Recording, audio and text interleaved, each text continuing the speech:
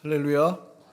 오늘 또 우리 하나님 아버지께서 주시는 은혜와 평강이 충만하시기를 바랍니다. 오늘 세례식이 있는 날인데요. 이 세례의식은 기독교에만 있는 게 아닙니다. 다른 종교에도 물 가지고 하는 정결 예식들이 많이 있습니다.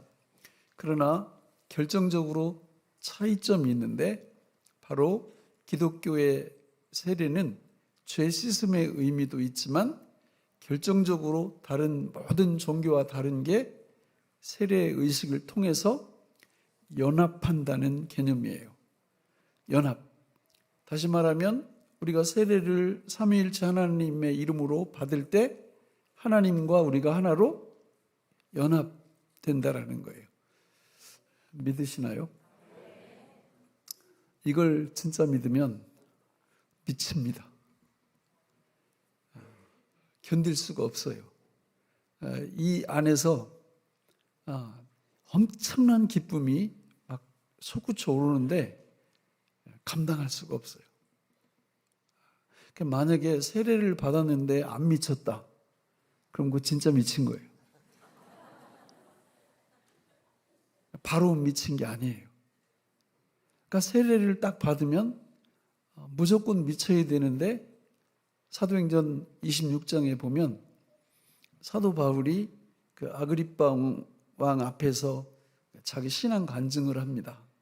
그러자 그 왕이 너 공부 많이 하더니 너 미쳤구나 이렇게 얘기를 하니까 사도 바울이 뭐라고 얘기하느냐면, 폐하, 제가 손에 찬 이 수갑 요거 말고는 다 저와 같이 되기를 원하나이다, 이렇게 말을 하고 있어요. 그러니까 사도 바울은 확 미쳐가지고 예수님한테 미쳐가지고 어떻게 할 방법이 없어요. 그러니까 그가 예수님을 자랑하고 예수님을 전하는데 매도 안 되고 감옥도 안 되고 심지어 죽음도 못 막아요, 그거를. 그러니까 우리가 예수님을 믿어서 예수님과 하나로 연합되는 이 세례에 동참을 이미 했다면, 또 오늘 한다면 어떻게 해야 된다고요? 미쳐야 됩니다. 그게 정상이에요. 사도행전 2장에 보면 그런 사람들을 다른 표현을 하는데 세술에 취했다 이렇게 말을 합니다. 세술에 취했다. 그러니까 여러분, 술 취하면 어떤 일이 벌어져요? 무조건 기분이 안 드셔보고 2부 예배는 막 한 분이 대답을 좋아요 막 이러던데.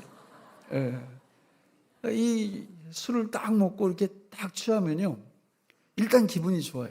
사람들이 왜 술을 마시느냐면 세상살이가 너무 힘든 거예요. 그러니까 술을 몇 잔 딱 걸치면 그걸 다 어떻게 할 수 있어요? 잊어버릴 수 있어요. 그래서 술을 마시는 겁니다. 그런데 성경에 보니까 그 술 취하지 말고 다른 술 취하라고 얘기하죠. 에베소서 5장 18절에 성령의 충만을 받으라, 이 말이 술 취하지 말라 이는 방탕한 것이니 오직 성령의 충만을 받으라, 이 얘기는 세상 그 알코올 그 술 취하지 말고 성령의 술을 취하라, 그 뜻이에요. 그리고 사도행전 2장에 보면 그 성령의 술에 취한 거를 세상 사람들은 새술에 취했다 이렇게 말합니다. 따라서 세례 받는다라는 것은 무슨 술에 취하는 의식이에요? 성령 술에, 새술에 취하는 의식이에요. 그러니까 세례를 받았는데 말짱말짱하다, 말똥말똥하다, 어떻게 해야 돼요? 뭘 어떻게 해요? 다시 마셔야지, 성령의 술을. 정말이에요. 그러니까 우리가 세례를 딱 받으면 성령의 새술에 딱 취해서 그때부터 어떻게 된다고요? 미쳐요. 미친다고요. 그러니까 세상의 모든 가치 전복이 일어나요. 그러니까 전에 이게 귀하다고 생각했는데 아니에요. 귀하지 않다고 생각하던 그게 너무 귀한 것으로 우리한테 다가오는 것입니다. 이게 미치는 거예요. 세상 사람들은 이런 사람들을 보고 진짜 미쳤다고 그래요. 그러니까 여러분들이 세상에서 저분은 교회에 미쳤어, 저분은 예수에 미쳤어. 이런 얘기 들으면 정상이다, 비정상이다? 정상이에요. 그런데 딱 보니까 우리하고 똑같아. 다른 게 딱 하나밖에 없어. 뭐가 달라요? 대문 앞에 붙여있는 교패. 그거 하나만 딱 다르고 똑같아. 사는 양식이나 방법이나 이게 전혀 다른 게 없어요. 이렇게 되면 안 미친 거고요. 문제가 심각한 겁니다. 그러니까 하나님이 주시는 놀라운 그 은혜와 축복을 절대 누릴 수가 없어요. 그러니까 오늘 우리는 점검을 하셔야 돼요. 스스로. 내가 세례 교인인데 내가 진짜 미쳤나? 아니면 안 미쳤나? 미쳤으면 정상이고 안 미쳤으면 비정상이에요. 미쳤으면요 항상 기뻐할 수 있습니다. 미쳤으면요 항상 감사할 수 있습니다. 안 미치면요 세상에 그 잡동사니 우울증 와가지고 막 고생하고, 그리고 또 무슨 시험이 오면 또 그거 붙잡고 막 씨름하고, 또 앞으로 노후 내가 어떻게 살아야 될까 이런 거한테 또 짓눌려가지고 또 얼굴이 근심 가득하고. 이거 다 왜 그러냐? 세술에 취하지 않았기 때문에. 세례의 의미가 나한테 실제로 오지 않는 거예요. 여러분, 이제 어제 우리가 그 새생명 축제를 했는데 한 150여 분 정도가 불신자들이 이렇게 왔는데 그 중에 한 분이 오늘 2부 예배 때 등록을 하셨더라고. 근데 이분이 오셔가지고 어제 나도 한 3명 이렇게 인도를 했거든요. 그래서 이제 그분들 기다리느라고 밖에 나가서 이렇게 서 있는데 그분을 본 거예요. 이렇게 서 있더라고. 그래서 제가 교회 오셨느냐고 그러니까 이제 이름 대면서 누가 나를 초청했다고 저를 보고, 어제 그분은 내가 목사인 줄 몰랐어요. 그 앞에서. 그런데 아니 어떻게 사람이 저렇게 밝을 수가 있지?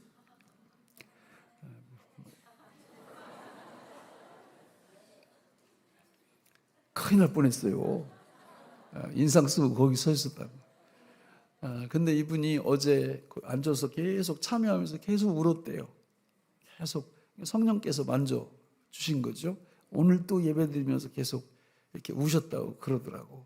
하나님의 은혜가 임한 거예요. 같이 전도가 일어나는 겁니다. 전에 중요하게 여기던 게 별거 아니네, 별거 아닌 것들이 확 이렇게 드러나는 거예요. 세례를 받으면 그런 축복이 임해야 됩니다. 이미 세례 받으신 분들은 그런 은혜가 우리에게 있어야 돼요. 그거를 대충 어디를 보면 견적이 나와요? 얼굴 보면 견적이 나와. 이 미치지 않은 분들은 얼굴이 그대로야. 그냥 근심, 수심, 걱정 이런 게 얼굴에 다 이렇게 맺혀 있어요. 예수가 나오질 않아, 그 얼굴 속에서. 근데 세례의 의미를 바로 딱 안 분들은 모든 같이 이 전도가 일어난다니까요. 그래가지고 세상에 보이는 것들은 이게 별거 아니야. 그러니까 보이지 않는 것들에 대한 가치가 자리 잡기 시작하는 거예요. 그러니까 삶이 바뀔 수밖에 없지요. 이런 축복을 받으시기를 축원합니다. 여러분, 연합이라는 건 놀라운 거예요. 우리가 결혼하면 대표적인 연합이 결혼이거든요. 그죠? 둘이 몇이 돼요? 나는 산수, 이런 산수를 배워본 적이 없어. 아니 무슨 1 더하기 1이 2지 뭐가 하나요? 그렇잖아요? 그런데 1 더하기 1은 성경에 보면 분명히 1이라고 나와. 1. 그러니까 이걸 이해를 못하면 세례 받으면 안 되는 거예요. 그러니까 이걸 이해를 하는 순간 가슴이 뛰기 시작하는 거죠. 예? 어떤 분들은 결혼을 했는데도 다 주머니가 달라. 이 돈은 내 거, 이 돈은 네 거, 막 이래. 그건 하나가 아니에요. 수상하기도 하고 나중에 문제도 됩니다, 여러분. 결혼하면 내게 누구 거요? 아내 거고. 아내께? 왜 대답을 안 해요? 그게 하나예요, 하나. 그게 하나. 그런 의미요. 요게 예수님하고 우리를 잘 보여주는 거예요. 그러니까 이 세상에서 결혼 생활을 하면서도 내 것, 네 것 이러면 세례의 의미를 몰라요. 성경 에베소 5장에 그 얘기를 하고 있는 거예요. 그러니까 정상적인 결혼은 그리스도와 우리와의 연합 결혼을 나타낸다. 그래서 예수님이 누구냐? 예수님 자산이 얼마냐면 한 2억 돼요. 그분이 갖고 있는 총액이 2억 정도 된다고. 믿어요? 그럼 얼마 돼요? 모르죠. 그분이 갖고 있는 건 만유, 온 우주와 모든 국가와 이 지구와 그리고 제 생명과 여러분이 갖고 있는 모든 재산, 모든 열정, 모든 것들이 누구 안에 다 있어요? 예수님 안에 다 있어요. 돈으로 환산 못합니다. 그런데 세례받는 순간 그분과 내가 하나로 연합되면 그분께 누구 거예요? 내 건 누구 거예요? 예수님 건 내 거, 내 건 내 거. 예. 이러니까 감동이 없는 거죠. 안 미치는 거예요. 예. 끝까지 내 건 내 거야. 11조 좀 하라고 하면 시험이나 들고 내 건 내 건데 10개 갖고 다 살아도 힘든데 뭐 이러면서 그러니까 연합이 안 된 거예요. 연합이 안 된 거예요. 연합이 되면 10의 1조는 여러분 10의 10조도 다 드릴 수 있어요. 아니 아멘이 다 출장 갔어요. 예? 그래요 안 그래요? 세례가 그렇게 중요한 거예요. 전지전능하신 하나님과 내가 하나로 연합되어서 그분 갖고 있는 모든 소유가 내 것이 되고 내 모든 소유가 그분의 것이 되는 이게 세례의 의미죠. 이 세례의 의미를 진짜 알면 안 미칠래야 안 미칠 수가 없는 거예요. 이걸 안 믿으니까 멀쩡해 그냥 다 제정신이야. 그러니까 제정신으로 신앙생활을 하니까 고만고만한 거예요. 기적도 안 일어나. 하나님의 놀라운 축복도 경험을 못해. 이게 너무 안타까운 거죠. 이 세례가 그렇게 중요한 겁니다. 예수 그리스도 하나님이신 그분과 내가 하나로 연합될 때 그분의 모든 것이 내 소유가 되고 나의 모든 소유가 그분의 소유가 되는 이 위대한 진리가 세례 속에 들어있는 겁니다. 여러분 오늘 본문 12절을 보면 같이 읽어볼까요? 시작. 너희가 세례로 그리스도와 함께 장사되고 또 죽은 자들 가운데서 그를 일으키신 하나님의 역사를 믿음으로 말미암아 그 안에서 함께 일으키심을 받았느니라. 아멘. 저 말씀 속에서 예수 죽음, 내 죽음, 예수 부활, 내 부활이 저 말씀 속에서 나온 거예요. 그래서 완벽하게 하나로 우리가 그분과 연합이 돼요. 죽음과 부활을 통해서 절대로 갈라질 수가 없는 상태로 예수 그리스도와 하나로 연합되었다는 진리가 바로 세례입니다. 이 세례를 받으면 그분이 성경에서 말씀하신 것을 다 믿을까요? 절반만 믿을까요? 다 믿습니다. 근데 그분이 성경에서 하신 말씀 중에 가장 중요한 게 뭐냐면 역사관이에요. 역사관.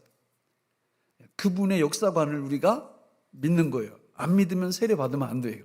그분의 역사관은 순환론적 역사관일까요? 직선론적 역사관일까요?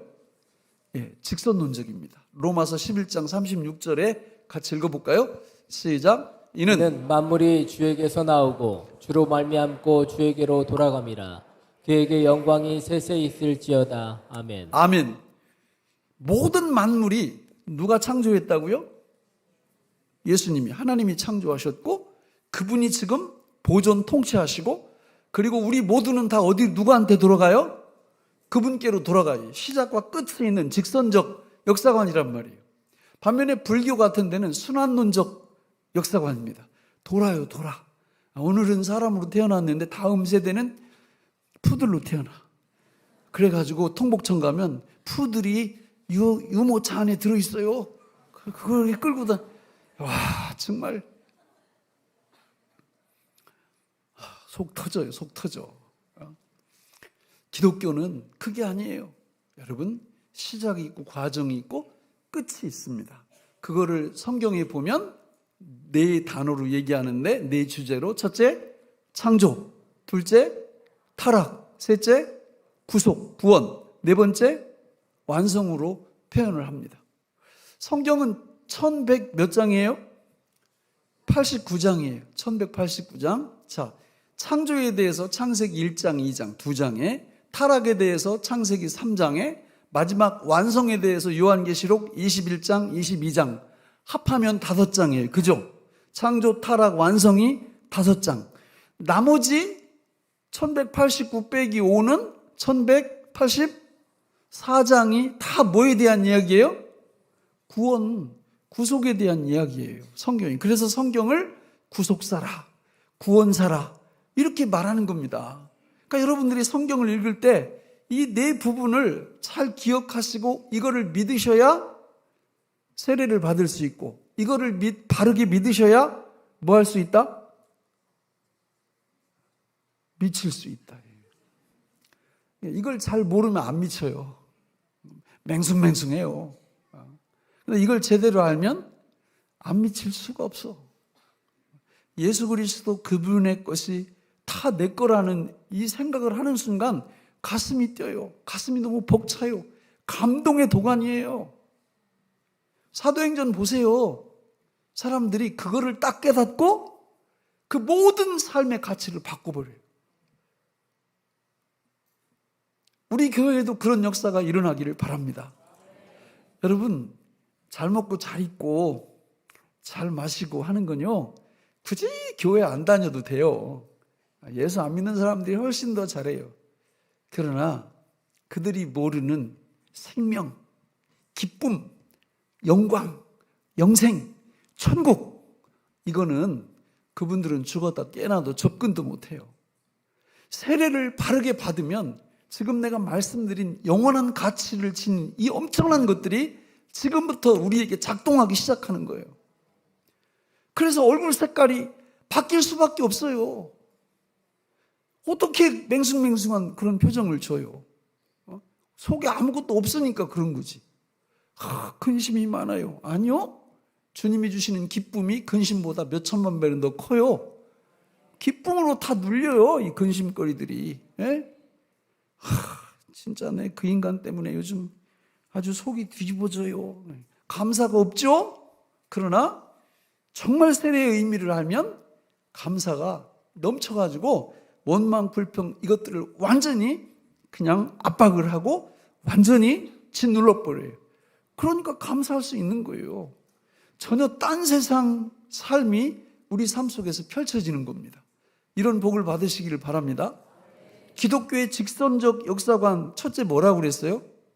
창조라고, 창조. 우리 창세기 1장 1절에 보면 태초에 하나님이 천지를 창조하시니라. 그리고 자세하게 보면 느헤미야 9장 6절에 보면 같이 읽어볼까요? 시작. 오직 주는 여호와시라. 하늘과 하늘들의 하늘과 일월 성신과 땅 위의 만물과 바다와 그 가운데 모든 것을 지으시고 다 보존하시오니 모든 천군이 주께 경배하나이다. 저분이 누구요? 사돈 어른인가요, 우리? 아니면 저분이 누구요? 우리 누구예요? 아버지.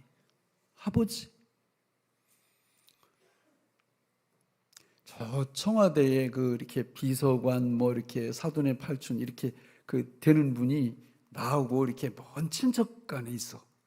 그럼 기분이 좋을까요? 나쁠까요? 목에 힘 주고 살까요? 안 주고 살까요? 대답 안 하는 거 보니까 그런 분이 없어. 그런 분 있으면요, 목에 힘이 들어가요. 아쉬울 때 내가 연락할 사람. 그런데 우리 아버지가 천지를 지으신 창조주. 그래서 이거를 진짜 알면 어떻게 된다고요? 미쳐요.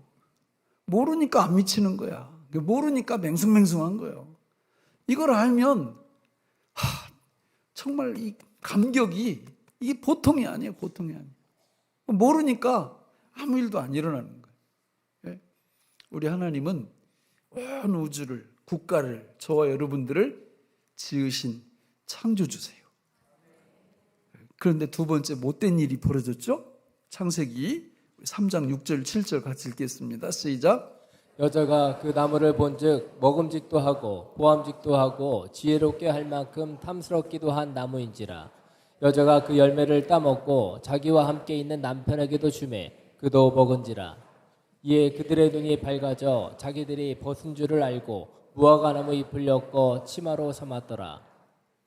선악과를 따먹은 이 사건은 그 사건 자체가 의미가 있는 게 아니고 그 갖고 있는 내용이 문제예요. 사단이 와서 그거 먹으라고 그럴 때 뭐라고 얘기하냐면 너 이거 먹고 내 위에는 아무도 두지 마라. 네가 주인 해라. 네 인생 네 거잖아. 그래서 그걸 따먹고 나서 진짜 그렇게 돼버린 거예요. 하나님이 온데간데 없어졌어요. 여러분 그러면 됩니까? 우리 부모님이 나를 육체적으로 낳아주셨기 때문에 그 부모님께 효도하고 공경하는 건 마땅한 일입니까? 아닙니까? 마땅한 일이죠. 그런데 페르나도 있어요. 자기를 낳아주신 부모님 자기 마음에 안 든다고 연락도 않고 그러고 끊고 지내는 페르나들이 있단 말입니다. 아니잖아요. 그거는 부모님을 공경해야죠. 효도해야죠. 하물며 우리를 창조하신 전능하신 하나님, 그분이 우리의 경배를 받으셔야 되는 거는 마땅한 일이에요. 물어볼 것도 없어요. 그런데 그걸 안 하겠다고 산업가를 따먹은 거예요. 그리고 그 후과가 뭡니까? 부끄러움이 밀려오고 두려움이 밀려오고 틈만 나면 다른 사람들 판단하고.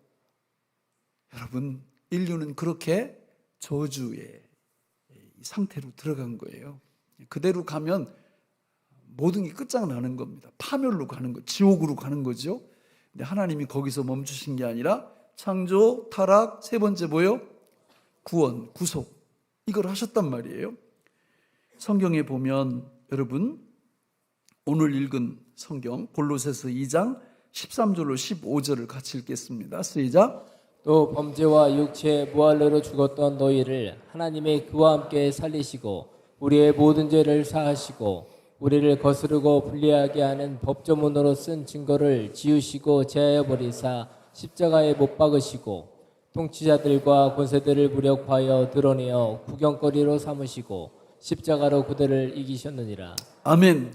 저 구속은 어디로부터의 구속이에요? 타락으로부터의 구속이에요.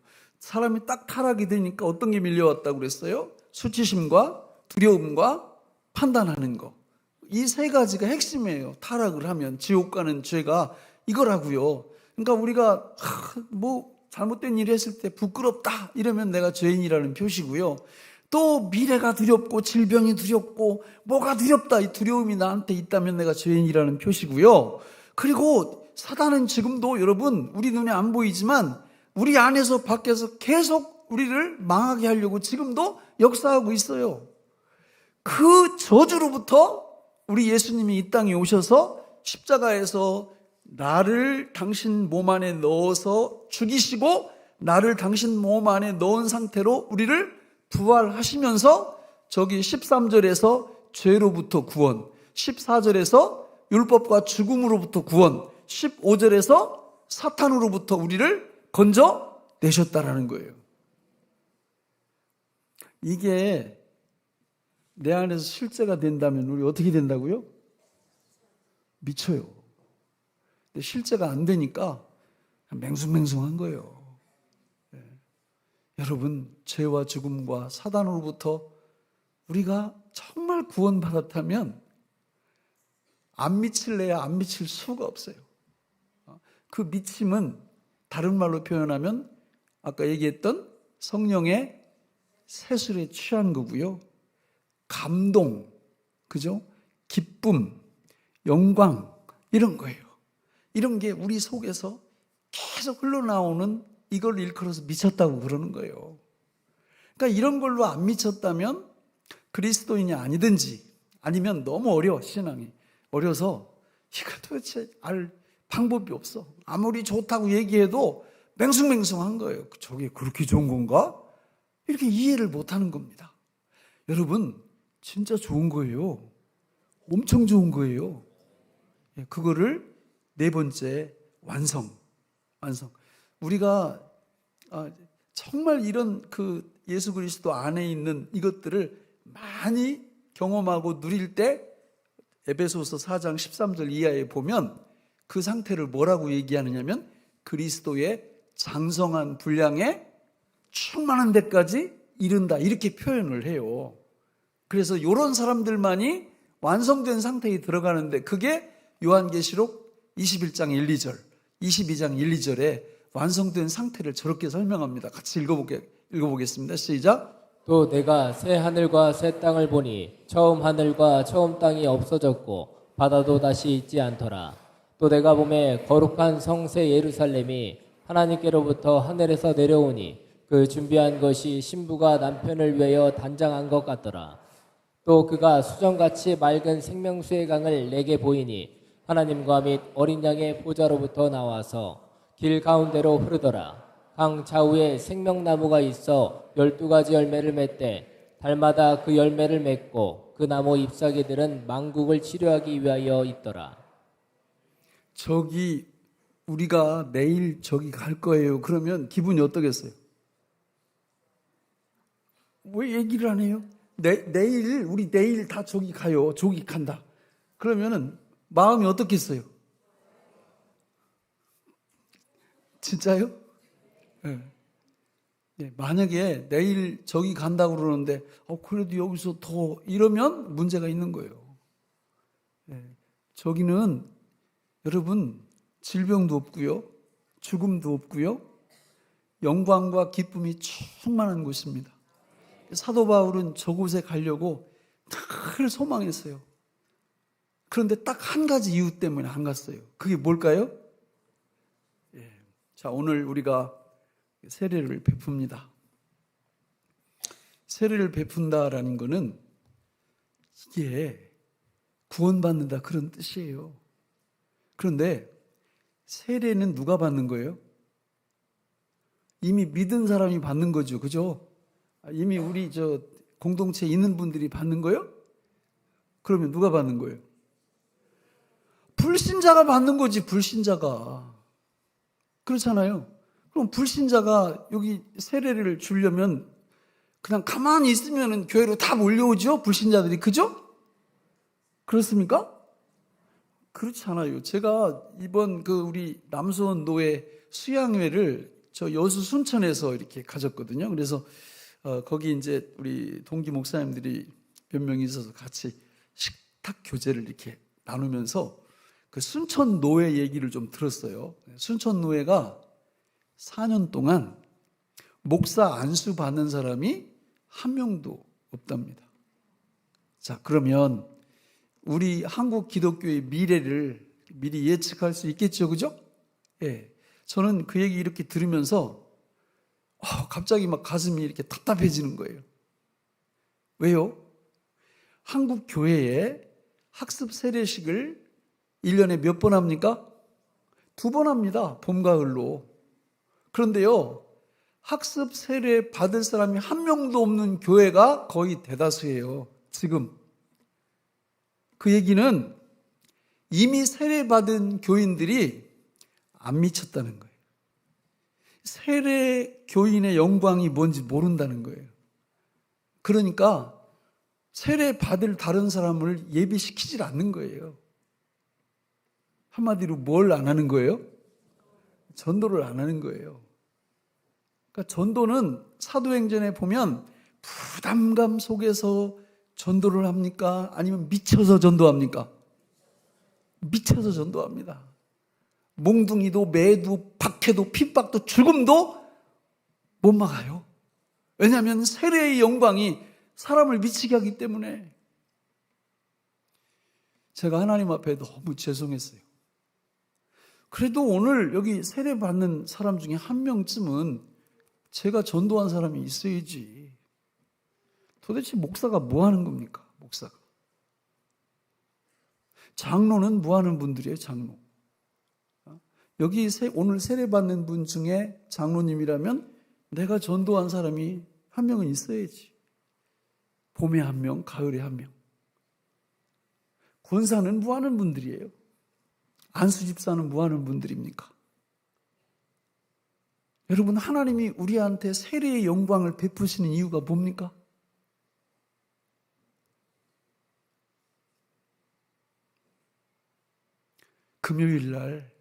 지난 금요일 날 우리가 엄청 은혜를 받았어요. 그런데 우리 아산에 있는 최윤석 목사님이 말씀을 전하셨는데 거기 작은 꽃집을 시작해서 우리 충남에서 제일 큰 꽃집을 이룬 장로님 권사님 얘기를 딱 듣고 내가 그렇지, 바로 그거지.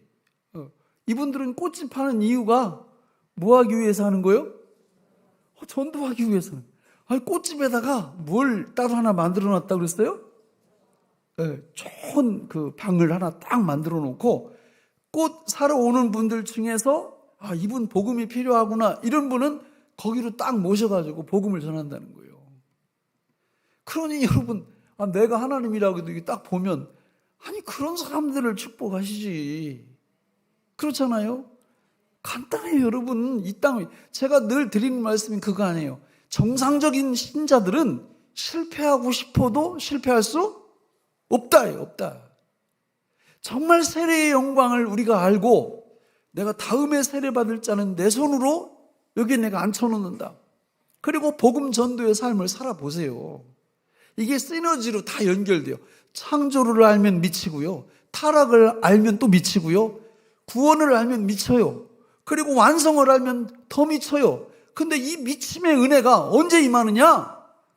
창조, 타락, 구속, 완성을 전할 때, 예수를 전할 때 이 미침의 은혜가 계속되는 거예요. 여러분, 왜 사업하십니까? 왜 직장생활 하십니까?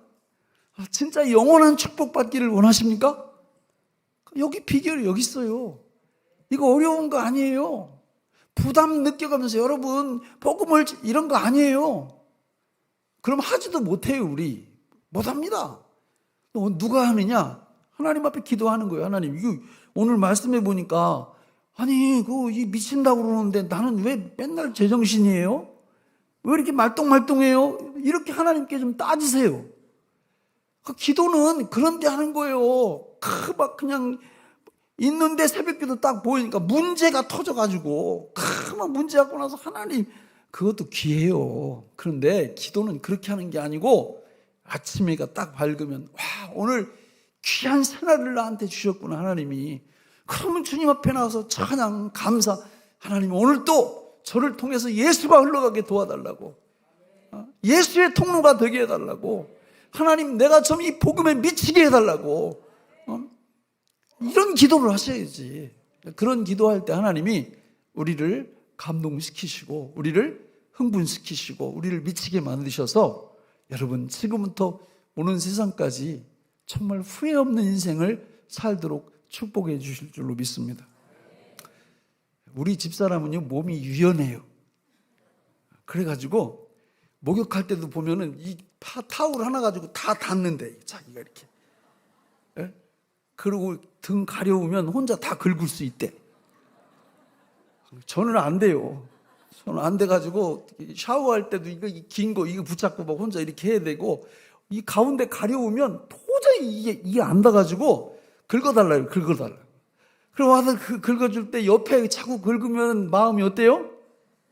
짜증나. 거기 말고 좀 위로 이렇게 하면서 그래 해가지고 거기 딱 긁으면 시원하죠, 여러분.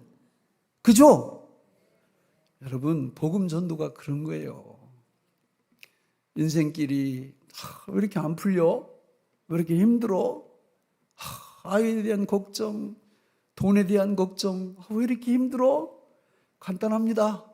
여러분, 예수님 내 안에서 다른 곳으로 흘러가게 만드시면 인생의 시원함이 임합니다. 너희는 먼저 그의 나라와 그의 의를 구하라. 그리하면 이 모든 것을 너희에게 더하시리라. 하나님 아버지, 오늘 우리에게 주신 이 말씀이 생명의 양식이 되게 하여 주옵소서. 예수님 이름으로 간절히 기도하옵나이다.